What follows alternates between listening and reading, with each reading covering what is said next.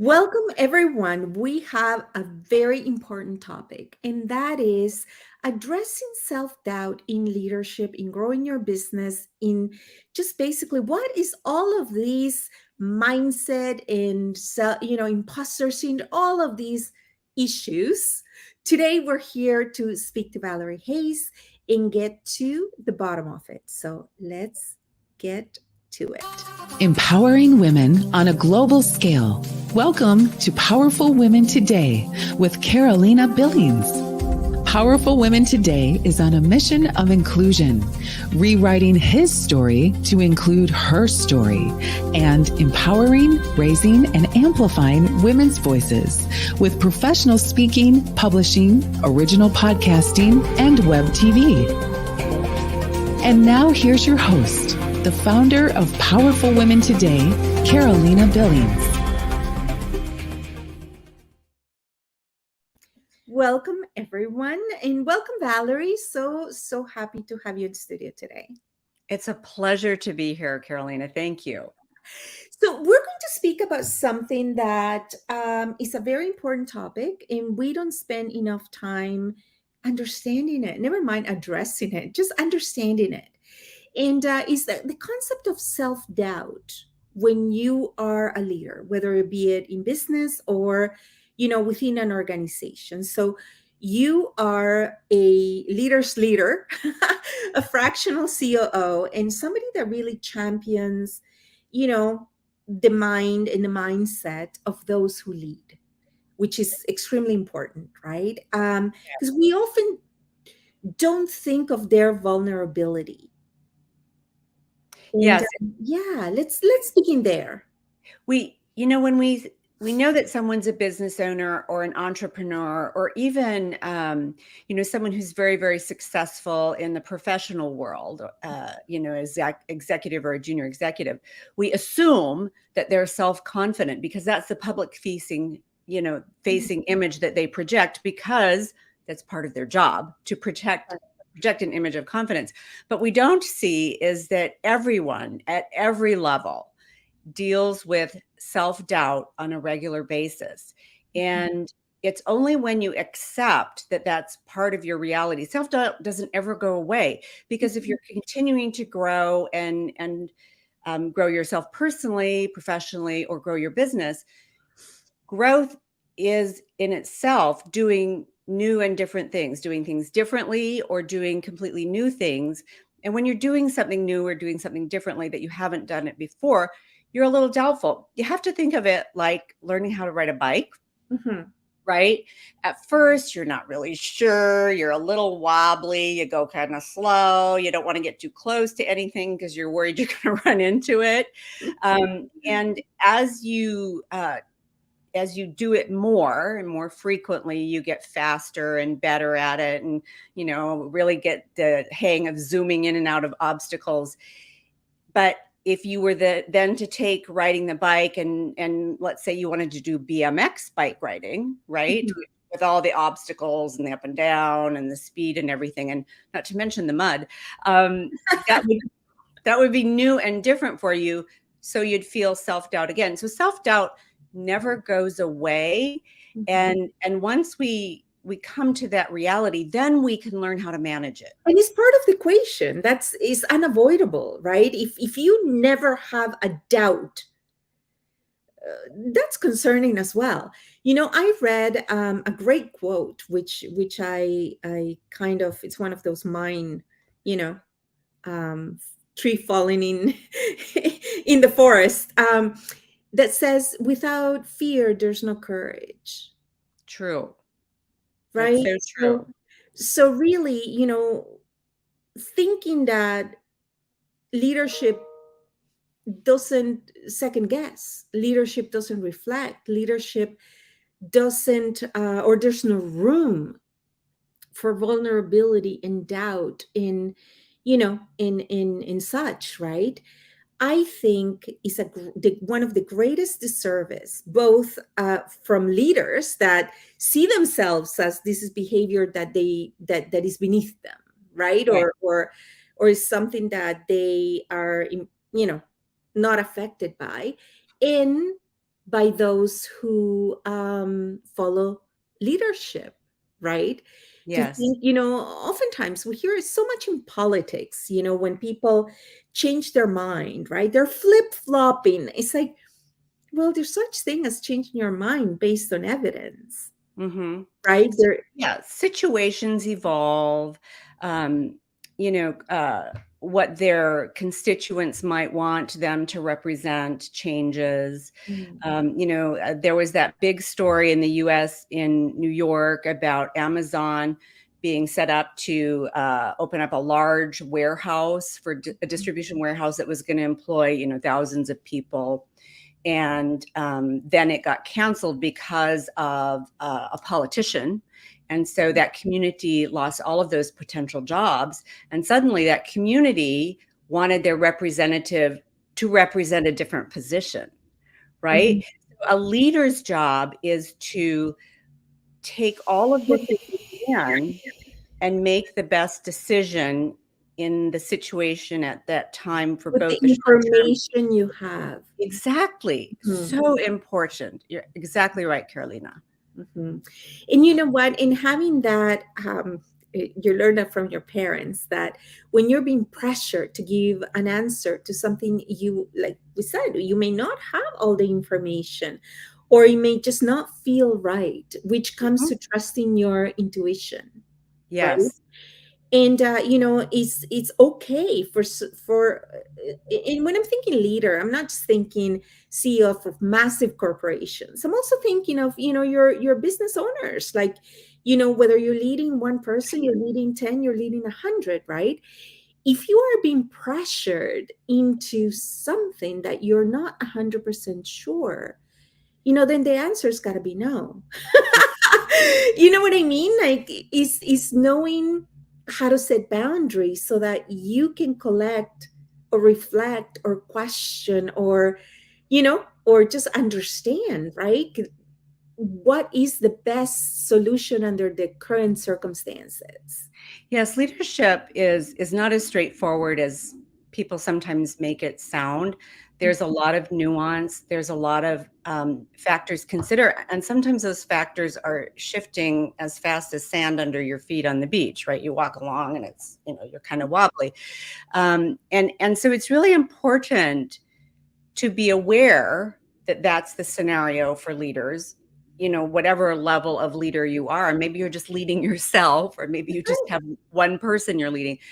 That is never going to go away. And you need to develop the confidence, to handle that. And self-doubt from an anthropological perspective, self-doubt is hardwired in us to protect us Mhm. from situations. That's Back right. in the day, self-doubt told you, no, it's a bad idea to chase the saber-toothed tiger. Don't do it.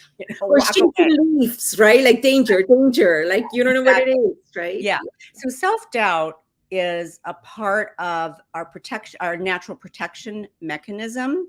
Mhm. And so we have to be able to look at a situation and say, yes, this is a situation where I should back away and pay attention to my self-doubt. It's trying to tell me something. Or no, this is self-doubt that's trying to prevent me from failing, or trying to prevent me from not achieving a goal, Mhm. or sometimes trying to prevent me not looking like an idiot, right? Yeah, and yeah, and in knowing which one is it? Yes, that's the Is hard part, it isn't it? doubt from responsibility, leadership, accountability? You know what I mean? Like, or Mm, is the doubt personal, right. right? Yes. Are you doubting yourself or are you doubting the circumstances? Right. And sometimes I struggled with that. I've struggled with that in the past because I'm the kind of person that I can make a decision very quickly. I can quickly analyze, review the information, and make a decision. I have no Me problem. too. It's like I know. Yes. Exactly. Oh, I know what we need to do. Yep. And sometimes I would be in situations where I was like, I don't know what the right decision is here. Right. And then I would feel pressured to make a decision right then. But what I learned was, when I feel like I can't make a decision, that I don't have it to make the decision, or tell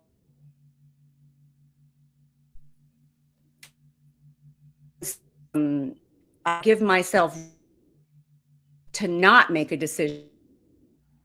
Give yourself the time, because just because you're experiencing outside pressure, right? Just because someone is, and especially, among peers, it's like another quote is that we never leave high school. We're still under peer pressure no matter when throughout our lives, right? Sometimes it's like, oh, especially if happens a lot. It's happened a lot to me that I would be the only woman in the executive team, right? Yes, so And common. exactly, right? And you're like, oh, I don't know. And they'll make some comments that, are lighthearted, but, still microaggressions or Yes. misogynistic or meant to, lean to put pressure, right? Mhm. And for you to have the fortitude to say, you know what, I need to read more on it. I need to reflect because current day leadership is not about having the answers. I think anyone that pretends to have the answers at the Mm-mm. speed that information changes is naive and actually outright foolish to some degree, right? Right Yes. now is really about knowing what questions to ask. Mhm. And that's where the doubt comes in, right? The minute you ask questions is just to gain the information you need to make an educated decision. Yes, that's so true, and that's really an important point. Especially, it's very tempting when you're in those kinds of situations where you're the only woman in the room in a high stakes game, so to speak. And it's very tempting to feel like you have to adopt a more masculine style. I think that was more common in the 90s and early 2000s, but it still really happens. You feel like you have to have this masculine, aggressive And it style. doesn't have to be just a woman. You could be the youngest in the room. You could be Right. the, Or the the oldest. only men, or you could be the oldest, or it's just that vulnerability, Hmm.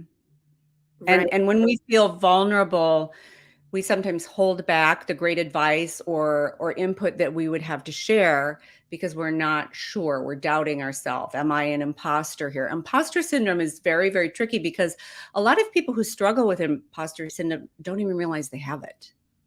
And actually, you know what I've found in my experience and in research that I've done is usually the more qualified you are, the more you're likely to know your limitations and shortcomings. Yes, It's so true. counterintuitive, right? Because you think, because you're dealing with other PhDs, you're dealing with like other, C-suite people, and it's almost like when you're having that ignorance is your strength.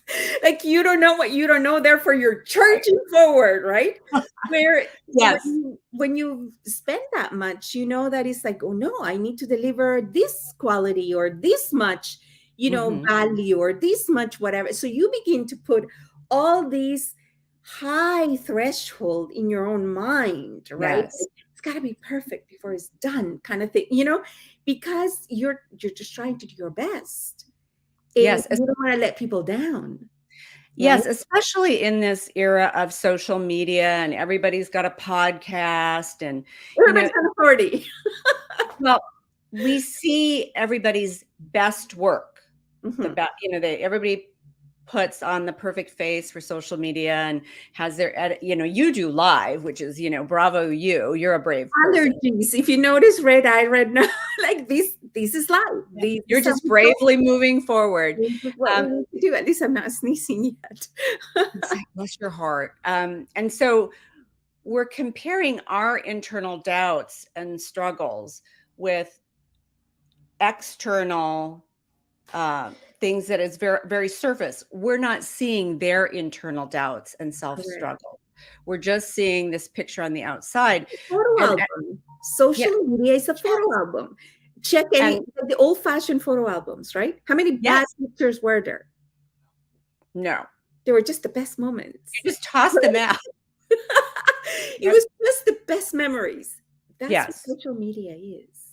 And I love social media. I keep in my family is my brothers and sisters and nieces and nephews and so on are scattered all over the US, like literally to the four corners. And so I love social media and I love keeping track of old friends. I love keeping track of business friends.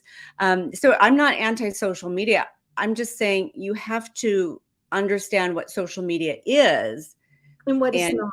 and what it's not, so that you make decisions about yourself appropriately, right? It's just, and especially as women, I think women are culturalized. I'm not saying that we haven't made advancements of women, because we have. I am old enough to We're a remember work in progress. yes, I'm old enough to remember when women could only be a secretary, school teacher, or a nurse, right? I remember that. But we're still culturalized as women to question ourselves and not be maybe as confident or assertive as maybe a brother or a cousin who's growing up, right? And so, and I'm not saying that means you need to run out and act like your brother or your cousin. I'm saying you just need to be aware that sometimes there's subtle pressures that you might not be aware of. And I'm sure you know, with all of your education and research, that the more aware you are of the situation and how you react in situations, the better able you are to move forward in the direction you want to go. Absolutely. Absolutely. It's like knowing your negotiables and your non-negotiables. Exactly. Right? It's having that very, very clear idea of who you are. You know what I mean? In Yes. what you stand for, right? And we often think, in and I know I don't mean to be insensitive by saying it, but I love this new world that has emerged post pandemic. It just seems to have a greater grip on reality. Yes. That's correct, right? So, It was sort of forced on us, wasn't it? well, yeah, that is usually how evolution occurs, right? And just witnessing this change in mindset, changing perspectives, changing how we operate, what we value. But one of the things that I think has impacted me the most is the ability now to consider so many options, right? And it's having that ability Mhm.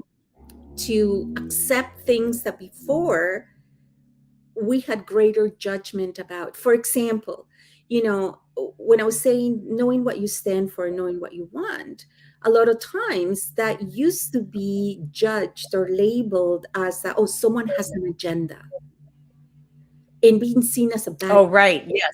right? When it's like, you Mhm. know what? I like when people have an agenda. They know where they're going. You know what I mean? And as long as Yes.